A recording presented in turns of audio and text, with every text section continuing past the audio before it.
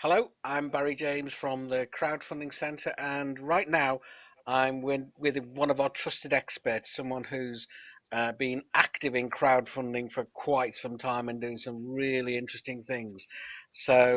It's Rose Spinelli of the Crowdfundamentals. Rose, I'm really glad to chat to you today and to learn a bit more about what you're doing right now and how you got here. So welcome. Thank you, Barry, and thank you so much for inviting me. I'm happy to be here too.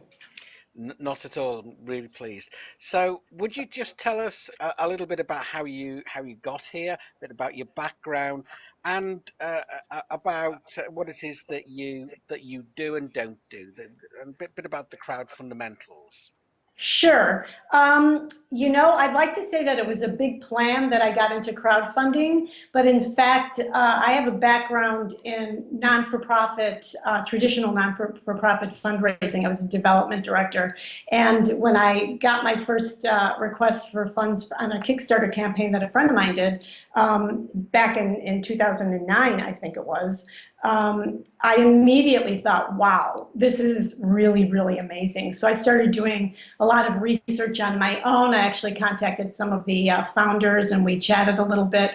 And so I worked on some campaigns that friends of mine had helped them. I really sort of managed their campaigns and they were successful. And what I realized right away is that my background in journalism is what I really realized was just so fundamentally important because the storytelling piece of the puzzle. So I should say that I've been a journalist for about 20 years. I took a little side turn. Literally, I was going to interview a non-for-profit. I ended up staying for a couple of years and raised funds because I believed in what they were doing so much. And then I went back to journalism. And when crowdfunding came up and I saw, it was just sort of this confluence of skills that I felt like I already had, which was the fundraising piece and also the absolute importance of how we need to get our stories accessible to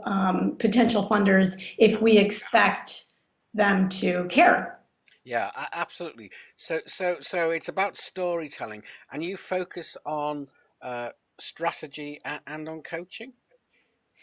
I do strategize on, I consider myself a coach slash mentor. And yes, I definitely strategize with people. But I don't run campaigns, first of all, because I'm a one-person shop and I just wouldn't be able to do that. But what I find, it's more of a philosophy for me, what I believe crowdfunding, the original intent and what I'd like to see it remain to be, is that crowdfunding is it works between you and your audience, project creator and the audience. And if you get someone in and pay them money to do all the work for you, you really lose that very essential connection, that emotional connection, that just, communication connection with people. So I really do, I would like to see crowdfunding go in that direction. I know that, big companies are now getting into crowdfunding and companies with huge budgets, and there will always be those people who hire those to manage their campaigns. But I feel that my niche is to work with really motivated people who are excited to do the work, and I'm excited to help them. We have this partnership where we align and we work together. We work closely together. My experience, their passion, and together, hopefully, we'll raise the money. Yeah, absolutely. Some people talk about this being a web of trust, and I'm really interested in the sort of personal connection thing because one of the things that we've talked about here is how important uh, the element of video has been in crowdfunding, in allowing you to connect with people in a way that is just isn't possible with the written word. Would you talk a bit about some of that? I completely agree. I'm at the point, and I'm sure you are too, where we've seen so many videos that you can immediately get this sort of vibe about when someone is putting up a little bit of a wall, and that can manifest in very many ways. And yeah, and so it makes the biggest difference in the world. So the video again, as we progress in crowdfunding, it's been around for several years now. It's still so new, but we feel like we're old timers, right? Yeah. But slick has been the key word on what a video needs to be. And depending on the product, if it's a product, if it's a design product, I think that's more important. But sometimes, to me, it's all about sincerity. To me, it's all about like what's my first gut reaction? And whether we admit it or not, it is about gut reaction. So I think part of it is just, knowing all of doing your homework, doing the studying, you do all the analytics, and I really appreciate the work that you do. And then part of it I talk about as being sort of magic, It's like, how do you connect with your audience can be like a really magical thing. And that, the video is the place where the centerpiece of where that really happens. Yeah, thank you for that.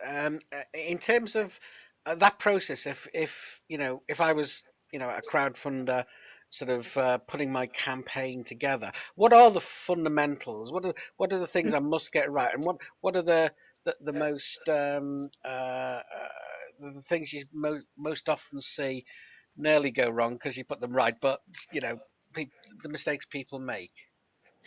Well, you and I have had some exchanges via email where we've talked about, and this is the huge issue. This is nothing new except to the project creators. The biggest obstacle is the fact that people wait too long before they turn to get help. They just launch without thinking about a plan. It's sort of like shooting from the hip. And with the clock ticking, you're in big trouble. And so the biggest thing is, we're saying it's 3 to 6 months. I guess it depends on how active you are in social media.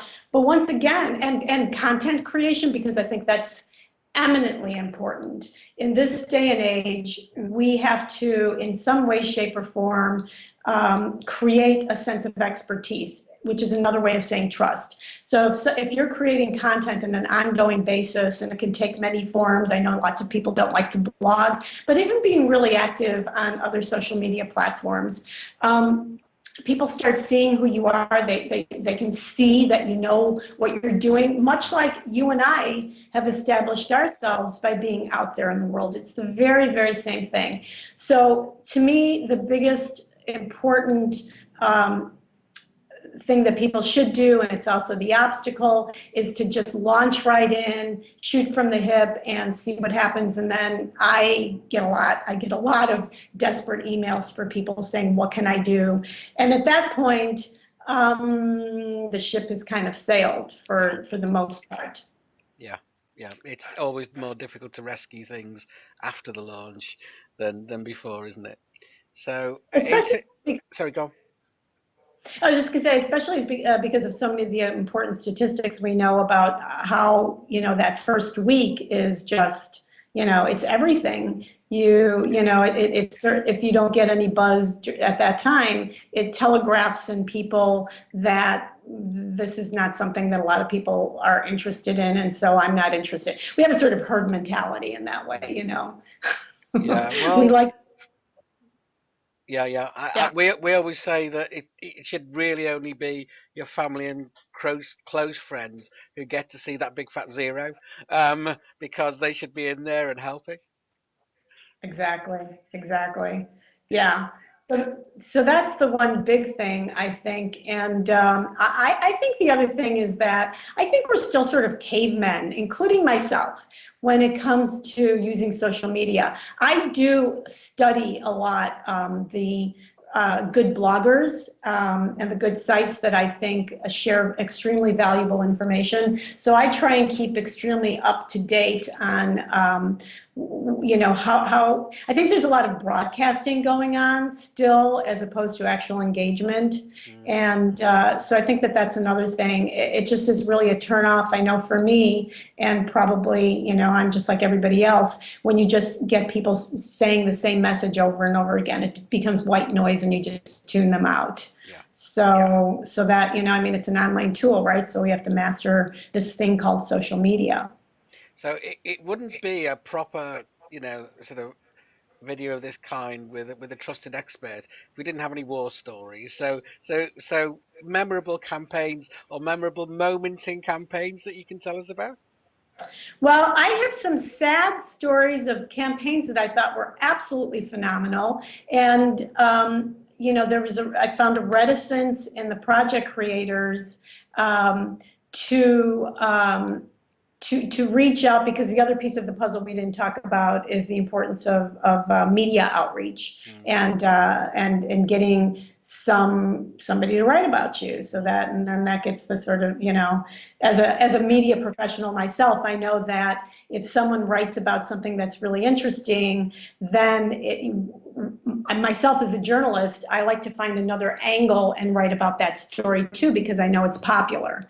Yeah. So you need that one first article, and then you can use that as a launching pad. And so I recently had these two guys that had a really amazing app that they had created, and I harped on them and gave them plenty of suggestions of media outlets. And I do have that advantage because I know a lot of people in the just from my background, and they just didn't do it. I actually did some outreach for them, but again, my whole thing is I'm not going to do it for you. You have to do it yourself. I gave them suggestions, et cetera, et cetera. And guess what? Not surprisingly, the campaign wasn't successful. And I feel, they're sort of my babies. I feel a little responsible for those campaigns that I know could have succeeded, and that is definitely one of them. That happened sort of recently, so that's front and center for me. Yeah. But there's a lot of, I'm very interested in social impact. I think there's, there can't be enough. I think one of the wonderful things about social media and the reach is that we can get to people who have like-minded, who want to do good in the world in ways that we want to, and that's so valuable. So a lot of times those people who are doing good work also are hugely stretched, and so they don't, it's still a learning curve for them to understand just how important it is to get their name out there. They like to put the actual cause out there first, Yeah. and leave themselves behind. That kind of goes back to the trust thing we were talking about. It's like, we want a face, we want a name and a face, and somebody out there who is willing to say, this is me and I'm supporting this thing. Yeah. So that's another thing. Yeah. Okay, so final question in two parts. Out of all the campaigns that you've been involved in, which one has, more than any other perhaps, which one springs to mind anyway, as having put a smile on your face? And then the other part of the question is easy. What other message would you like to send to the crowdfunding world? So I'm going to answer the second question first. Okay. One of the messages is that I'd like people to start getting a better sense of whether crowdfunding is correct for them. So, because a lot of times it isn't. A lot of times there are better ways to approach it, or maybe it's 3 steps down the line. And so, to answer the first question, it's kind of odd to say this. I don't care how, I don't care how people achieve their dreams. I just want to see them achieve their dreams. So I had some really smart scientists come to me it was about a year in February, who wanted to create this, it's kind of a long story. They wanted to, what they were trying to do is they were trying to save hard-shell crabs, hard-shell tortoises. And so we went back and forth, and they didn't feel that they were quite ready. And I managed to put them in touch with a media arts school who helped them create this game, this crowdsourcing game that they were trying to, that they felt and knew, and it ended up being the truth, that this game was going to be the way to use crowdsourcing to get all these people, again, like-minded people, involved in this idea of saving the hard-shell tortoise. And so they've created this app that is selling. It's, and students created it. And I frankly had nothing to do with it. I just made the connection. I have to say, the thing that I do really, really, really well, don't have to work at it. It comes naturally to me and it's a sweet spot and I'm very happy doing it. I love connecting people. So if you come to me and you have an idea about a campaign and I think that there's another way, or I think I can send you to the perfect PR firm who can help you amplify your message, I'm so happy to do that. So that connection thing is something I love to do. Excellent. Well, a little secret between ourselves. My partner is just lurking in the background and grinning like mad because she knows quite well that this is something that you and I share. We just love to see the joy and the value of those connections. So for for that reason alone, I'm delighted to meet and talk to another connector today. So Rose Spinelli, the Crowd Fundamentals. Thank you for being with me today. Oh, thank you. This was so much fun. Let's do it again. Oh yeah, talk to you again soon. Bye for now. Take care.